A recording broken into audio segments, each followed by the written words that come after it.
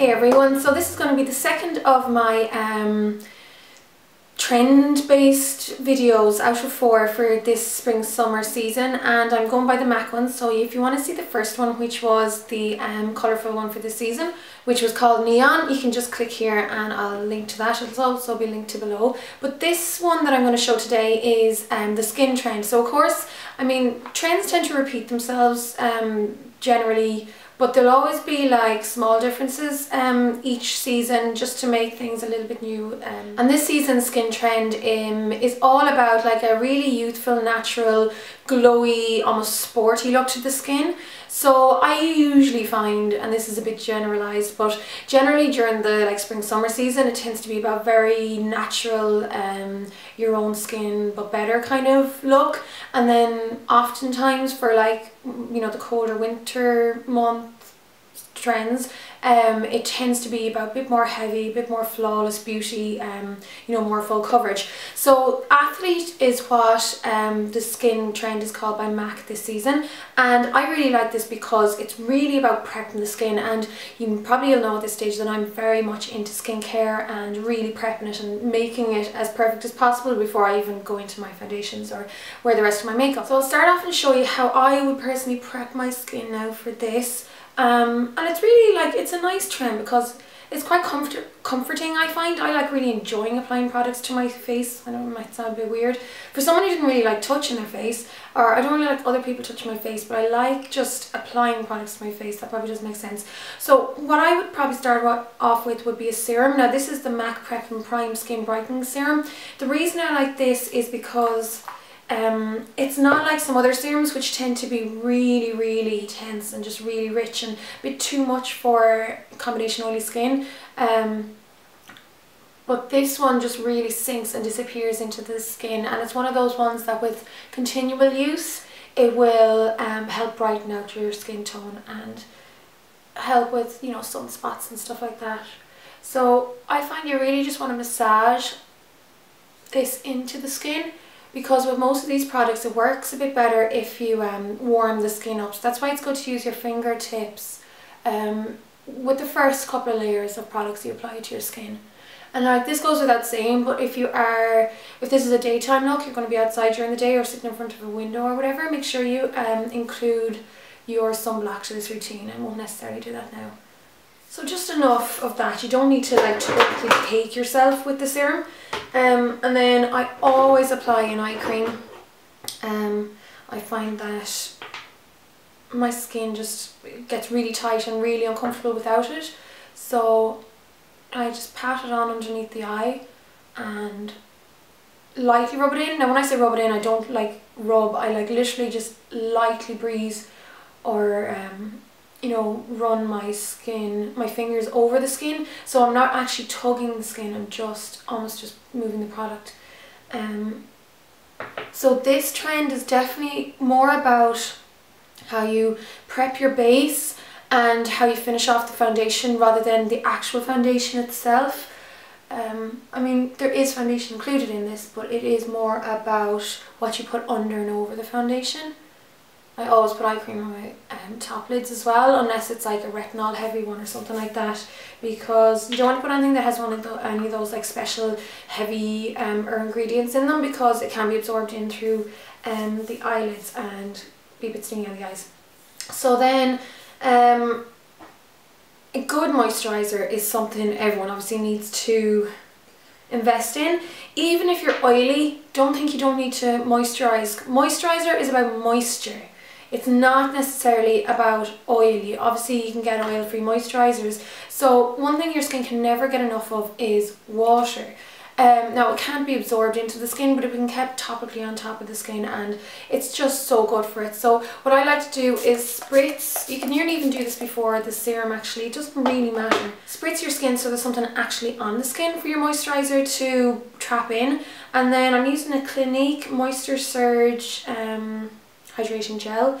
I got this free with a magazine last week, and I'm just going to pop that all over. So these gels are great. I really love the new MAC one as well, but they just really hydrate the skin, which is what you want regardless of your skin type.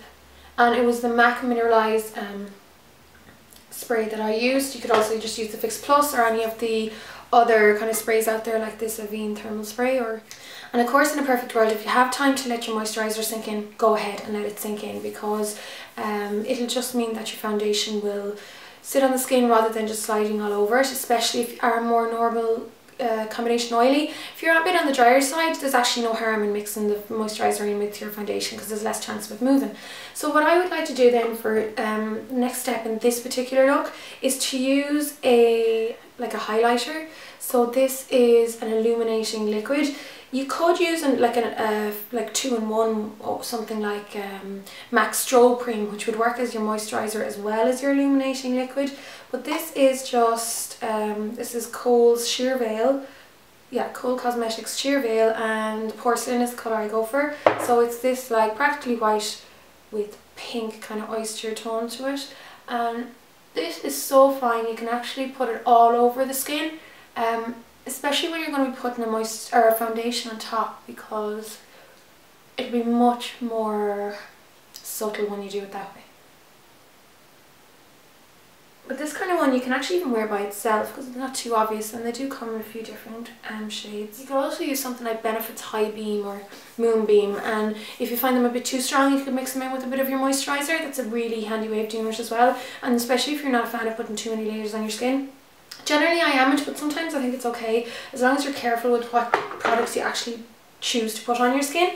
Now, as far as foundation goes for this, I want to use something quite natural, something that isn't going to be too heavy or you know, feel very foundation-y on my skin. So I'm going to use MAC's Match Master foundation, if I can find. I'm still living out my little sample of this, but I did order a bottle of it, and I'm #1 of this today. The reason I love this is because it's a nice lightweight foundation, but it does give a nice like a covering to the face without being heavy looking. I just find it evens out without looking really obvious on the skin. And also I just really like the colour range in it. So I'm just going to use my Gemma Kid foundation brush. This is a duo fibre one. And just pick up a teeny bit, if you can see there's really not that much in the end of the brush. And lightly apply this all over the skin. And if you want to, like if you have slightly more drier skin, I would definitely go ahead and say you can use more of a dewy foundation if you want. It would even help maybe skip having to put that illumination underneath if you can find one that already has that kind of thing built in. For me, with my skin type, I like to use something that's still relatively matte, but the Match Master is a natural matte, so you know it's not going to be flat or powdery looking by any means, but it's not going to be like overly dewy or shiny, because those kind of ones just tend not to last on my skin for very long. And like less is more. With this, I'll just do one light enough covering all around, and then I'm just going to rely on a bit of concealer then to take care of any of the blemishes that are still showing through. So for my concealer, I'm going to use my trusty Vichy Derma Blend, which I generally apply by just pop some on the back of my hand first. I like doing this because it helps warm up the product, and then I'll use some kind of blending brush. It doesn't really matter.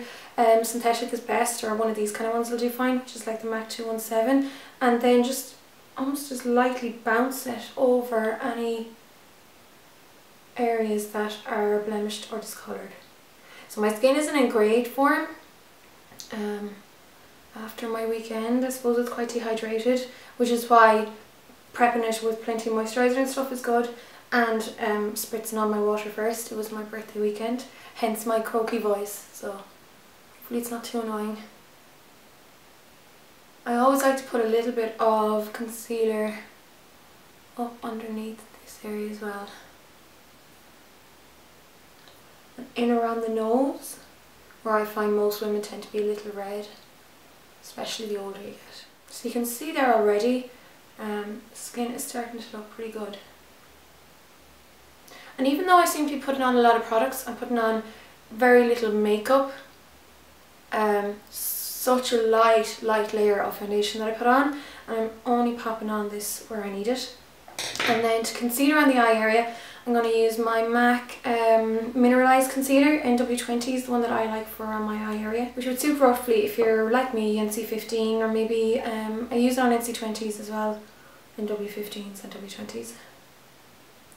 So lightly apply that all over the under eye area and put it lightly over the eyelid.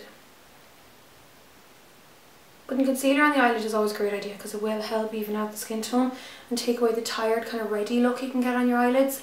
But the trick is just not to put too much. You can almost take some off around that area where your natural crease line is, because it can, you know, look creasy as the day goes on. Again, even if you're tempted to, don't put too much concealer on underneath the eye area, because it's one of the areas that will just show up time and time again too much makeup. It's better to have it a teeny bit darker looking, even though it's not too bad looking, but I'd rather it have a teeny bit discoloured but nice and smooth, rather than totally like blank coloured but then looking crinkly and overly made up and gone into lines and stuff like that, or powdery or anything like that. So once I have that much on, my absolute favourite product at the moment, I might do a separate video on this, is my Pearl Cream Colour Base by MAC. This I find just totally transforms the skin. So you can see here, I just bounce it.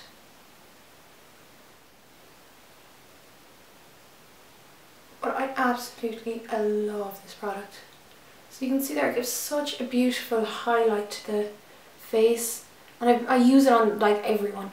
I can find, because it has that beautiful gold tone to it, it works even well on dark skin tones. Maybe if it goes beyond like medium dark, I might have to switch obviously to something a bit darker, a bit more golden, but it works on so many people. So I love doing that C shape there, around the top of my brow bone and along here, and then if you want you can do a little bit above your temple as well, and down the centre of the nose. Now these come in different colours as well. There's like more pinky colours and more like bronzy colours depending on your skin tone. And I always do above my cupid's bow. You can always tame it down a little bit in a while if it's a bit much for you. And then with this look, it's nice to use a little bit of contouring, I think, without going too heavy. So my favourite contour at the moment is the Screen Face. It's actually a cream eyeshadow in the colour Rose Nude, but I just find it's a really nice colour for pale skin. And I put it either side of my nose. I almost go like down like this, without really pressing against the skin, but because my nose kind of bumps out here in the centre because I have a bump, and it bumps out at the end, so it'll hit where I want it to hit, because you want to lessen or make those bumpy parts seem a little bit less obvious. And then the same here, and just blend it out with your finger without applying too much, because you don't want it to be really obviously loads on. And then apply a little bit like that. You don't have to be too neat. Underneath, I mean, you can literally feel where your cheekbone is there.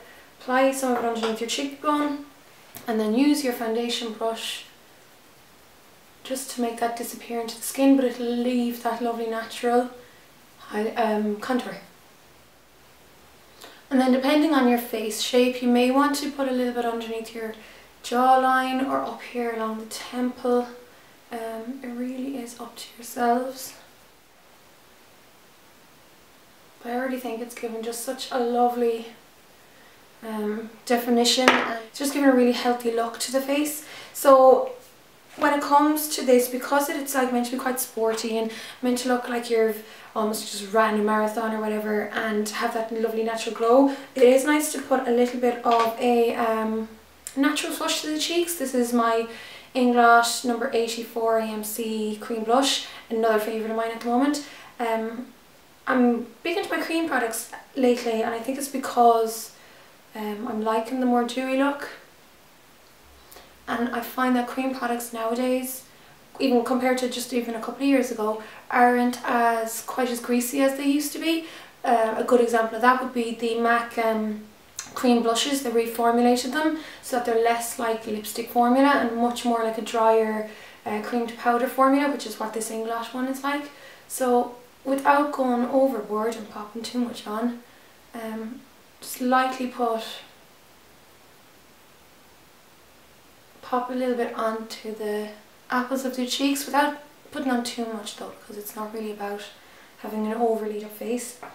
And then definitely with this look, it's not so much androgynous as it is like taking elements of like not so much masculine but just like not overly feminine. So for this look, straight eyebrows and slightly more arched rather than rounded eyebrows are more in. So I'm just going to lightly run this Rimmel eyebrow pencil in dark brown underneath my eyebrow just to straighten out that line a bit, and run it lightly through the hairs. And then once I get to the arch, angle it down rather than round it. But it doesn't have to be stamped on or really obvious. It can be still quite soft. It's more the shape that you're concerned with. So even just like that. And if you have thicker or more unruly brows, definitely go ahead and use like a clear mascara or a brow set to keep the hairs in place. And then to finish this look, definitely pop on mascara, but don't have it like too girly or too like fluttery. So I just do a quick enough thin coat of fanned out lashes, and pretty much only on the top lashes so that it's not too dolly like. So this is my Sleek Makeup Lash Out Mascara. It's a nice one. You can definitely build it up, but you can definitely just use one layer as well and have pretty nicely defined lashes from it. Another step you could do is get a little bit of your cream colour base again and just pop that onto the centre of the eyelids. And it'll just give a nice little lift. And then really the only other thing I would do to finish off would be to put a little bit of lip balm onto the lips. I don't think this really calls for too much colour. So this is just my MAC lip conditioner. Again, it has an SPF in it, so it's great for daytime outside. And then if you do want to put maybe a teeny bit of colour into your lips, go back into your blush and just pop a teeny bit onto the centre of the lips, not even bringing it all over the lips, and that would be enough. Now if you are oily or you're worried that your makeup won't last, you could use a little bit of powder, but only use it where necessary really, because you don't want to take away from the shine, you know, that gorgeous highlighted shine or the dewiness of your skin. And that's pretty much it. So it's a really fun pretty look, and like I said, it's more about what you put on under and how you finish off the makeup. So a really good way to finish it off would be to get your spritz again and just spritz over it. It just helps set the makeup in place, not make it last longer, just helps it settle into the skin. I should have been a bit careful with my words there, but yeah, I just think it's a really nice, natural, easy look for anyone to follow, and it will make you think maybe a little bit more about your skincare, which is a good thing. And yeah, so I'll probably do one of the next trends next week, so keep an eye out for that. And in the meantime, thanks a million for watching. Chat soon. Bye guys.